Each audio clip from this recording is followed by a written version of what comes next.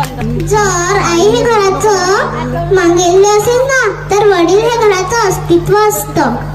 जर आपल्याला घरी काही टुसलं लागलं तर आपण म्हणतो आई ग, पण त्याच वेळेला आपण रस्त्याने कुठे जात असलो, आपल्याला साप कधी आढळला तर आपण सहजपणे म्हणतो बापरे.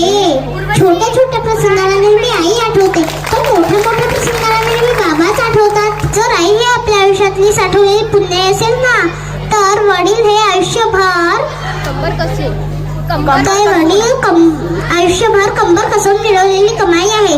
जर आई हे आपल्या आयुष्यातील भगवंत परमेश्वर असेल ना तर त्या परमेश्वरापर्यंत पोहोचवणारा आपला वडीलच एक संत आहे.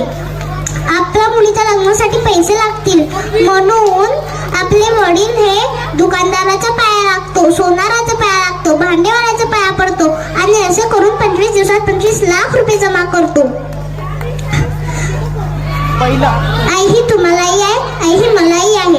आईच्या कपाटात 15 साड्या सापडतील, पण बाप हा 35,000 रुपये कमावतो, पण अंगावर मात्र एक शर्ट नाही शिवणार.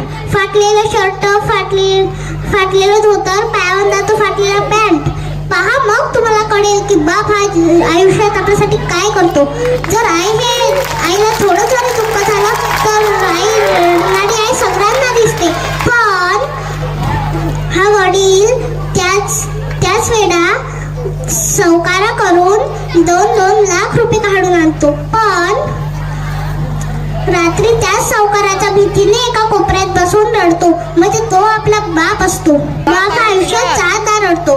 बाप आयुष्यात पहिल्यांदा रडला जेव्हा त्याची मुलगीचं लग्न ठरलं. बाप आयुष्यात दुसऱ्यांदा रडला जेव्हा त्याची मुलगी सासरी गेली. बाप आयुष्यात दुसऱ्यांदा रडला रडला जेव्हा त्याची मुलीला टाकून दिलं जाते. बाप आयुष्यात 4थ्यांदा रडला जेव्हा मुलाबाळासाठी इतकी इस्टेट कमावली. याच तेच मुलं आपल्या बापाला सोडून वेगळी राहायला लागली. कोणी म्हणते माझा बाप आमदार आहे, कोणी म्हणते माझा बाप खासदार आहे, पण आज मी बोलकी म्हणतो माझा बाप इमानदार आहे.